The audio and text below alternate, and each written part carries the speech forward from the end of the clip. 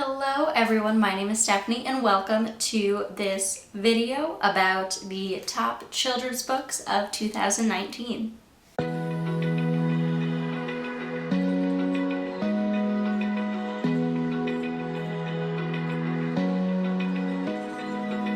Open eye, feel the waves cut through me. So after watching so many people talk about their favorite books of 2019 on BookTube, I decided that I would do a little bit of a TeacherTube twist to it.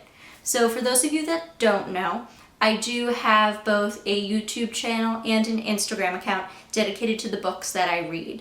I also have this account here that is based on my teaching and my experiences in the field of education. I decided to sort of combine these things, and rather than talk about my top, YA and adult books that I've been reading over the year, I would talk about the top children's books of the year. So I cultivated this list. I have it all in my bullet journal here, by looking through some of the Goodreads lists. Now, I know that the Goodreads top books of the year is a touchy subject for a lot of people. There's, some talk about the way that you can vote for books without having read them all and stuff like that. So I understand that, these may not be everyone's favorite books of the year, but these are some amazing books that were shared, and I thought I would go through the list. I debated talking about, the top 20 books on the list, but I didn't want to go and take 20 books out of the library, so I got like 10. But I have, I think, 13 books here that I'm going to talk about. Most of them are picture books, and so I'll address those, but I think I'm going to start with some of my older books. So these are more middle grade books, and then we'll get into some of the picture books as well. So the first book that I'm going to talk about today is Shouting at the Rain by Linda Mullally Hunt. I was so fortunate this year that I got to actually meet the author and have her sign this book. It was amazing. I had read one of her books with one of my students last year.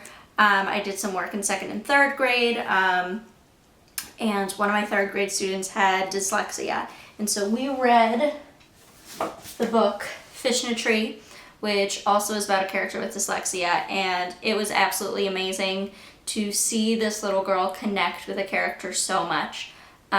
So she was able to write a letter and draw a picture for the author that I gave to her when I, met her. And it was just an amazing experience. She actually ended up giving me in the book there's like a little coin that's featured prominently in the book. And so she gave me one of those to give to the student. So that was an amazing experience. So that's a little side note for you there. But Shouting at the Rain is an amazing book. It's about a young girl named Delcy who has recently been dumped by her best friend. So she feels very lonely. She also is part of a non-traditional family structure. So she, really desires to have some sort of normal in her life. And she ends up making a new friend, and it's all about, their friendship and coming together. They start exploring their town, working together, and it's just a really sweet story. I absolutely love this author. She is an amazing person. It was awesome to get to meet her and talk to her, but she also writes some really touching books. But yeah, so this is one of the middle grade books that I'm going to be talking about in this video. Again, this is an amazing author. I highly recommend checking this out. Delcy learns a lot of really important life lessons in this book, like about who she chooses to share herself with and how friendships change and evolve over time. So very awesome book, highly recommend. The second book that I'm going to talk about, I don't actually have a copy of. I do, however, have a little sneak peek copy of it, and that is Guts by Raina Telgemeier. So this book is written by the same person who wrote Smile, and that series. This is so absolutely awesome. Like, look at these illustrations. They're beautiful. And so this sort of book, this comic style, this graphic novel, is something that I found a lot of my kids were really interested in last year. A lot of my students that I worked with were, not the best readers in their class. That was something that they always felt really weighed them down. Like they felt like they weren't good readers, so then they didn't want to read. And a book like this, where it's a graphic novel, it's like the comics that they see, it was less intimidating for them. There were more pictures and not as many words, so they felt like it was something they could handle. I had one child in particular who absolutely loved the Smile book. It was like a light bulb went off for him. Like, he could read, and he was so impressed with himself, and he loved the book. And so I feel very strongly that these books are amazing, and we should be teaching more kids using graphic novels. But that's besides the point. So this book is about a girl who's starting to have some tummy troubles, and we get to kind of see how that affects her life and how it relates to her feelings at school and her friends and the anxiety that she's facing at school.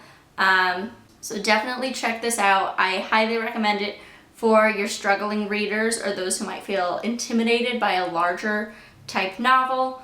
This is something that will definitely help ease them into reading, especially for those who are a little bit more nervous to start. And I think there's also a lot of good things that you can relate to in this book about, maybe you have some sort of illness going on that makes you a little bit uncomfortable, or maybe you can talk about that anxiety that she's feeling going to school. So highly recommend, especially to your struggling readers. I think this is something that they'll be able to connect with and that they will love, because it won't be as scary for them as some of your, larger novels that we tend to read at that age.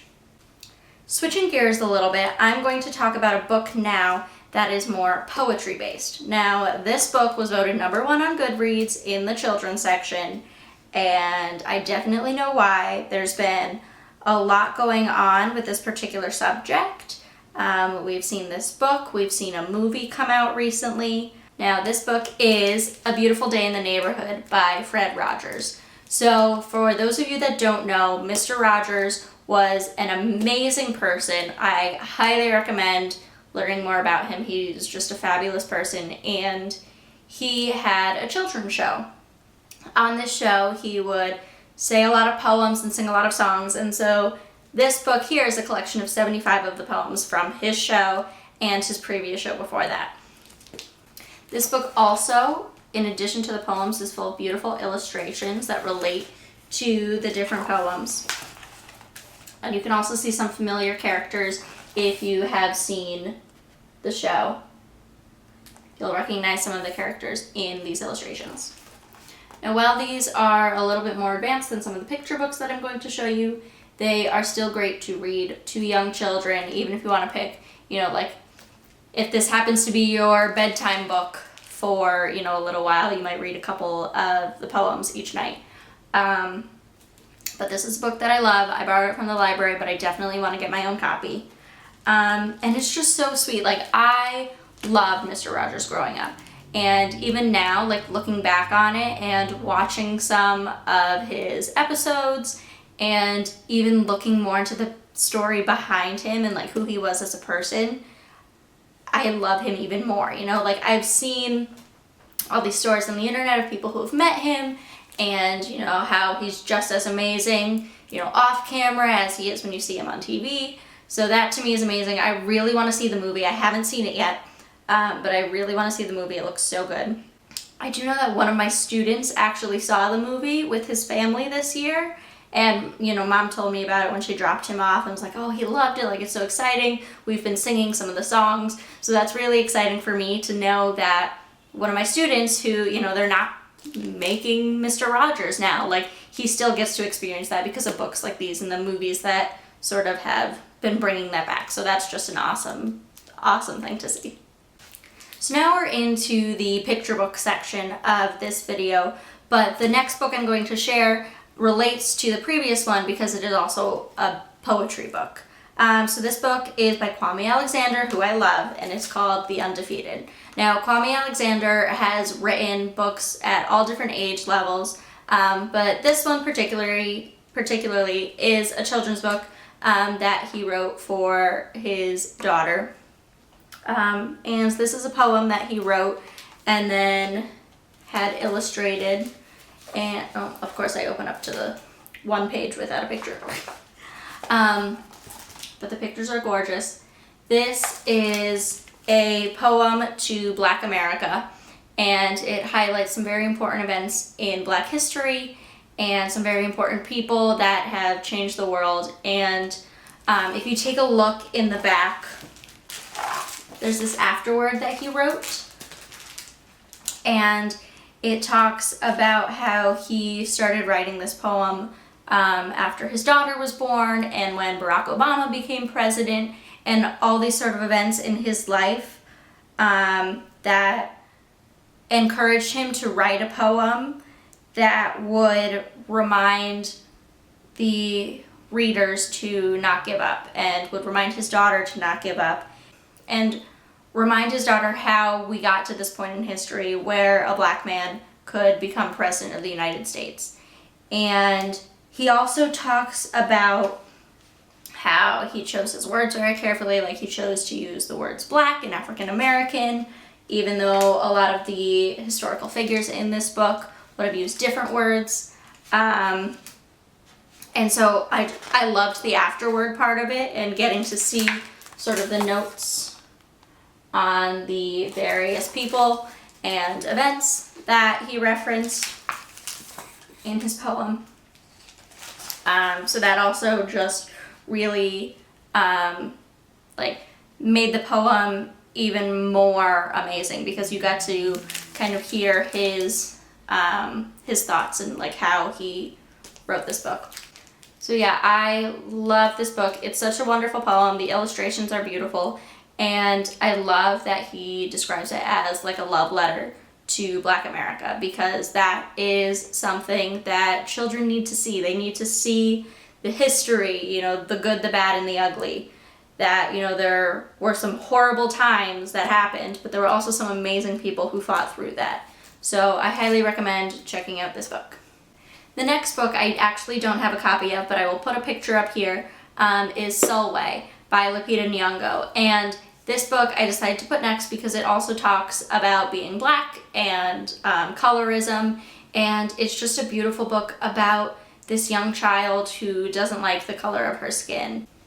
So she sees these other people in her family with different skin colors and sees how they're viewed, and then she's hearing some very negative names referring to herself because of her skin color, and she has a really hard time with this. So it's a story about her journey to accept herself and to love herself, and it's absolutely beautiful. I think that the illustrations are amazing, but also just the story itself. And I think that that's a story that we really need to tell, because there is so much going on, especially in our society now, about color and about race and about how we see each other. And there are plenty of kids out there who experience the same things that Soloway is experiencing in this book. So to have a character that we can see grow and learn to love and accept herself is such a fantastic story to be teaching our kids. So I have yet another story about acceptance and love and things. I think that was a big theme in the children's books that came out, and the children's books that were celebrated this past year. Now this book was also turned into a short film. I will leave a link down in the description to where you can watch the film on YouTube. It is absolutely amazing. I highly recommend. It is a little bit different than the book, but it's so incredibly beautiful. And so that's called Hair Love. Hair Love by Matthew A. Cherry. And this book is about a little girl who has a very special day coming up, and she wants her hair to look perfect. And so her daddy tries to help her do her hair, and it's not coming out the way she wants. And it's about their kind of perseverance to work through that and help her figure out her hair. As you can see, our main character wakes up with this really big hair and is trying to figure out what to do with it. She's looking through all these different styles, and her dad helps her to try and figure out which one is best for her. So it's really sweet, but I also love, again, that it's a Black family, because that is something that, you know, we really need to see more people of color in our books. That's something that I very strongly believe in, that we need to see more people that look like the people in our classrooms, in our kids' books. I also love, just a random side note, that like this dad has like a full sleeve, like tattoos, and it's just a very different book than you would have seen, you know, years and years ago. But I love it. Such a cute book. Highly recommend the short film as well. I will leave a link down below. But yeah, Hair Love, such a cute book. Highly recommend. The next book that I'm going to share, I will put a picture here, is called The Good Egg. And this book is by the same author who wrote The Bad Seed, also a great book. But The Good Egg is about this egg who, you know, while everyone else is kind of rotten, he is always doing what's right. And he feels a lot of pressure to be doing what's right and to be perfect, so much so that he starts to crack, figuratively and literally. And so just, it's such a good book about that pressure to be perfect and how to handle that and really work through those feelings. It's a really cute book. I read it with my students last year. One of the 3rd grade teachers that I worked with had a copy of the book, and it was such a cute story, so I highly recommend checking that one out as well. The next book that I have to talk about is Unicorn Day by Diana Murray, illustrated by Luke Flowers. This book, I feel like I say this about everyone, but it's so cute. I love that it's very like sing-songy and fun. So basically this book is about a very special day where unicorns celebrate, and they have lots of fun and parties and cupcakes and music. And they're having this big party, and they notice that someone in their midst is not, in fact, a unicorn. He is, in fact, a horse. And he, you know, starts to feel really sad when this is revealed, and he starts to walk away, but the unicorns decide to embrace him, and they feel that no one should be excluded from their big celebration, so they decide to let the horse continue to join in their festivities, and then eventually they open it up to everyone because they realize that this is a fun day of celebration and love, and that everyone should get to be a part of it. But this is definitely something that I could see myself reading to my kids. I mean, we have like these beautiful illustrations, and we can, you know, talk about that idea of someone feeling left out and including them, but it's also just a really fun and happy book that I think my kids would really enjoy. The next book I have to share is called The Proudest Blue. This book is about a young girl whose older sister has her first day of hijab, which means that she is going to start wearing a hijab, a scarf, and she wears it to school for the first time. Now, this is not a culture that I know much about, so I won't pretend to, but from what I have gathered from this book and, you know, from my experiences elsewhere, that this is something that, you know, is a very personal decision for a lot of people. And when you decide to sort of enter this, you have to, you know, a lot of times, unfortunately, really think about how you're going to be perceived by others. And in this book, we see some kids start to pick on this girl and, you know, start to make fun of her and threaten her in some ways. But so this book is just about this little girl who, you know, she sees some of these bad things happening, but she sees that her sister continues to, you know, wear her hijab and be proud of it. And it's just like, she sees that role model, that really positive role model that she needs to show her that, you know, even though there are going to be mean people in the world and people are going to say not nice things, that, you know, you can continue to hold your head up high and to be who you are and be proud of who you are. So again, this is such a sweet book, and I love that we do see some of those negative things, but they never really faze our older sister in this book. She stands tall throughout the story, and while her sister may get a little bit nervous and, see some of these other things going on, she continues to be proud of herself and to express herself in this way. The next book we'll talk about is called Fry Bread. Now, this is a book about Native American culture and about food. It's about a particular kind of food, but it's not just about that. It's about the family coming together to make it and what it represents and all the culture behind it. So I am a huge fan of these books that can seem so simple, but really are so representative of different cultures and different experiences. So this was a sweet book about a family coming together and making this fry bread together, and about how it means so much more than just a food. It means the culture and the experiences that are shared amongst these different populations, amongst these different cultures. And it was just really kind of sweet to use such a simple thing like food to show the deeper meanings and the connections that these experiences we have hold for us. You know what I mean? Another really sweet book that I love that came out this year is Because by Mo Willems. This book tells the story of a girl's journey to becoming a musician and becoming a composer and an artist. And it shows kind of the idea of chance and of all these things that just so happen to fall together to create certain circumstances. So we can kind of see throughout this book where, because this one person wrote music, someone else was inspired to write their own music. And because of that, kids started to learn how to play instruments. And because of that, they joined an orchestra. And because of that, and it sort of goes through how all these things are connected. And it talks about not only the musicians and the composers, but also the people who make the posters to advertise the orchestra, and the ushers who show people to their seats at the performance. And it talks about all these different things that have to fall into place in order for certain situations to happen. And then we see this young child who goes to the performance and is changed by the music that she hears. And we see her grow up to become a musician herself. And we see kind of how she gets to that point because of all these different things that led up to that moment.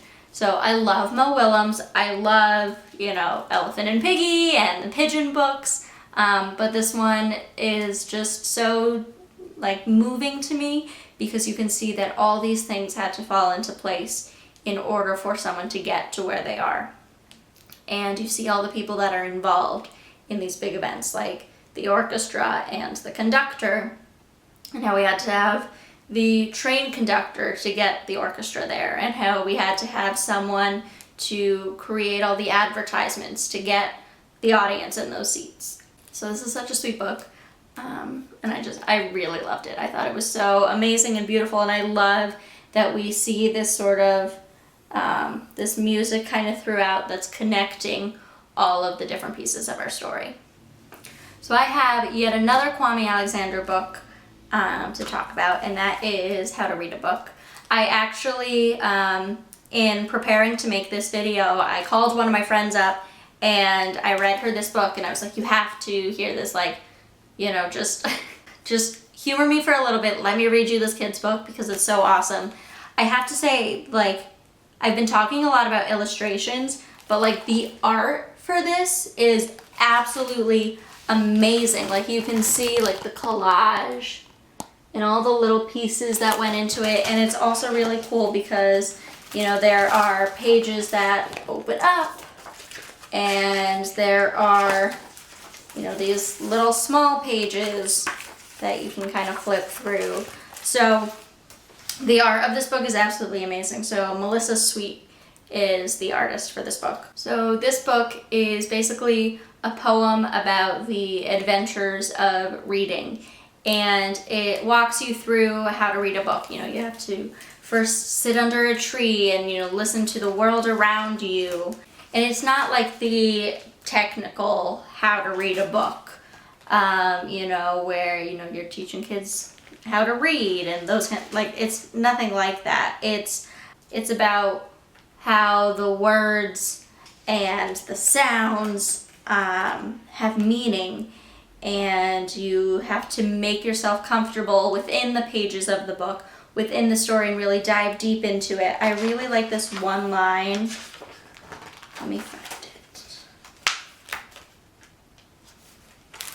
I really like this one line, and my friend was talking about how she reads very slowly, and so this is something that she really connected with, and I think is just a beautiful line. It says, "Don't rush though. Your eyes need time to taste. Your soul needs room to bloom." And I love that line so much. And I think that this book dives really deeply into how you connect with a book. And, you know, you make those connections, you have those really strong feelings. And again, you have a note from both the author and the artist that kind of talks about how they come up with this. But I just really love how it, you know, talks about the deeper meaning that you find in things. And that's something that I've talked about in a lot of these books, where it's not just the words on the page, but it's what you get out of it. So this book, this poem, you know, really shows that. And I think that, you know, is an awesome message to teach to kids, that it's about more than just what you read. It's about how you feel. So yeah, this is a really sweet book. I love that line, and I want to get this page like framed and stick it up on my wall. I think it's beautiful. But yeah. So the last book I have today was actually not on the Goodreads list. That's not how I found out about it. This book I found out because I got to meet the author at BookCon. I will leave a link down below to some of my adventures at BookCon this past year. I definitely plan on going again in 2020. So for those of you that don't know, BookCon is a huge convention held in New York City where people get together to talk about books. And they have panels set up where people talk about, you know, like being an author of color, or how to write children's books, or writing fan fiction. You know, they have all these different things where you can go and like hear authors talk. But then they also have authors there, you know, selling books or signing books. They have like different publishers, have booths that you can go and buy stuff from. So this book, I ended up going to one of the booths that was giving it out for free. I did pay to get into the convention, but there were certain books that I got while I was there that were given to me for free. This is an advanced reader's copy, so it is not a final copy. I definitely do want to get a final one though, because I love this book so much. But I was able to meet the author, have them sign it. This one I actually got signed to Miss D's class, so I definitely intend to put this in my classroom library. I talked a little bit more about this and how I shared it with a 3rd grade class in a previous video, which I'll link down below. But this book is called The GABCs by M.L. Webb, and I love this book. Probably my favorite children's book of the year. They're all my favorite book of the year, but I mean, this one is amazing. So this book is like your classic ABC book, but all of the vocabulary in here relates to the LGBTQIA+ community. And I think that there needs to be so much more conversation about this community with our children. I'm not going to get into a whole thing now, but if you would like maybe a video about LGBT related books, especially those for children, let me know. That's something that I feel very strongly about. But this book talks about different vocabulary, and you know, it will talk about things like intersex and what that means. So for example, I is for intersex. Some are born with the parts of both a boy and a girl. Bodies are works of art. So it explains things in a very kid-friendly way.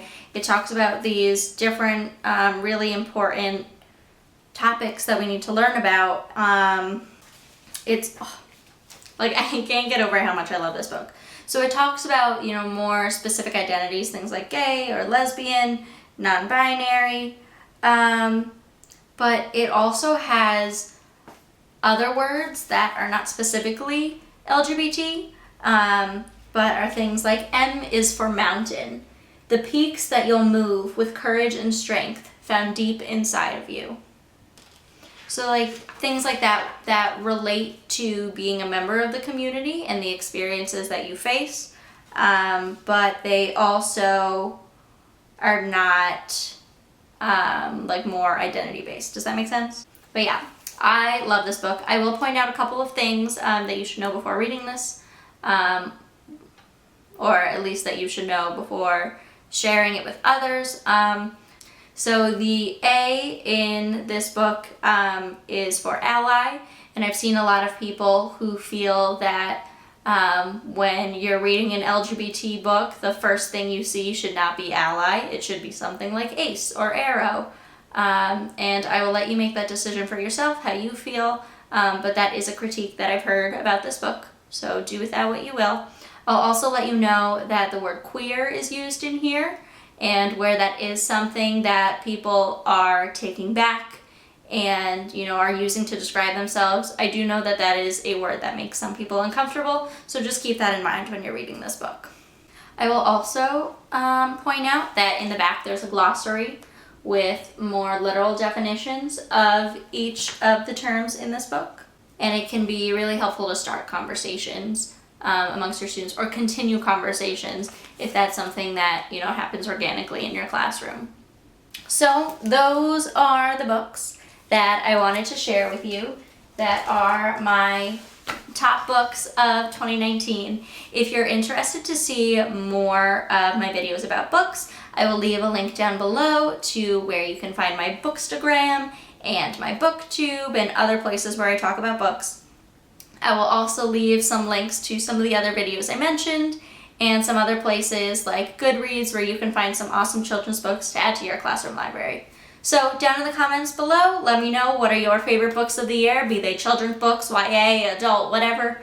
Let me know, because I would love to add them to my reading list for this year, because goodness knows it's not long enough already. But anyways, let me know what your favorite books are. Thank you so much for watching, and I'll see you later. Bye!